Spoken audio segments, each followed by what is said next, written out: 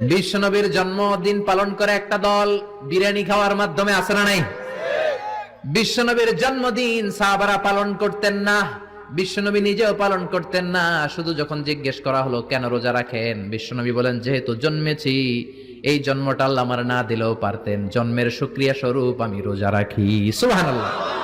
এজন্য 12 রবিউল আউয়ালে যদি কিছু পালন করতে চান খালি রোজা রাখবেন, কিন্তু ওই দিন মিষ্টি আর হালুয়া আছে না নাই? জশ্নে জুলুসে আছে না নাই? আহা, শুধু মিষ্টি আর জিলাপি, কিন্তু বিশ্বনবী রাখতেন রোজা। আপনি রোজা রাখেন, আপনি না খেয়ে থাকেন, তাহলে বিশ্বনবীর ভালোবাসার প্রমাণ পাওয়া যাবে, ঠিক কিনা? চট্টগ্রাম থেকে আমি আসতেছি, এই যে 12 রবিউল আউয়াল জশ্নে জুলুসে ঈদে মিলাদুন নবী, পুরো চট্টগ্রাম শহর প্যাকআপ, গাড়ি চলে না। এদের যোহর নামাজ কই, এদের আসরের নামাজ কই, এদের ইবাদত কই? কিচ্ছু নাই, শুধু আছে মিছিল আর জিলাপি। আছে না নাই? আছে না নাই? আছে না নাই? এজন্য এই নবী এমন নবী যে নবীরে বাদ দিলে সিয়াম বোঝা যায় না, এই নবীরে বাদ দিলে হজ বোঝা যায় না। কারণ বিশ্বনবী আমাদেরকে হজ করে শিখিয়েছেন। বিশ্বনবী জীবনে হজ করেছে একটা, উমরা করেছে 4টা। বিশ্বনবী যদি হজ করে না দেখাইতো, আমরা হাজী হইতে পারতাম? যারা বলেন পারতাম? এজন্য এই নবীরে বাদ দিলে কিচ্ছু বোঝা যায় না, নবীরে বাদ দিলে কোরআন বোঝা যায় না।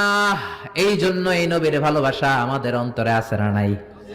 সূরা ফাতিহার 29 নম্বর আয়াতে আল্লাহ বললেন, মুহাম্মাদুর রাসূলুল্লাহি ওয়াল্লাযীনা মাআহু আশিদ্দাউ আলাল কুফফারি রুহামাউ বাইনাহুম। মুহাম্মাদুর রাসূলুল্লাহ, মুহাম্মদ আল্লাহর রাসূল। এটা কার কথা? বিশ্বনবী যে আল্লাহর রাসূল, এতে কোনো সন্দেহ আছে? সন্দেহ থাকলে কি ঈমান থাকবে? তিনি হলেন আল্লাহর রাসূল। বিশ্বনবী নিজেকে রাসূল বলে পরিচয় দিতেন। বিশ্বনবী বলতেন না আমি বাতিলের আতঙ্ক, বিশ্বনবী বলতেন না আমি সারা বিশ্বে আলোড়ন সৃষ্টিকারী, বিশ্বনবী বলতেন আমি রাসূলুল্লাহ। আমি কি? সুন্দর লাগে না নামটা? রাসূলুল্লাহ। আবার বিশ্বনবী নিজেকে আব্দ বলে পরিচয় দিতেন, মানে গোলাম। বিশ্বনবী গোটা বিশ্বের সবচেয়ে অ্যামেজিং পার্সোনালিটি, বিশ্বনবীর চাইতে সেরা, বিশ্বনবীর চাইতে মহান মানুষ পৃথিবীতে দ্বিতীয়টা আছে নাকি? তারপরও বিশ্বনবী নিজেকে বলতেন ইন্নী আব্দুল্লাহ, আমি হলাম আল্লাহর গোলাম।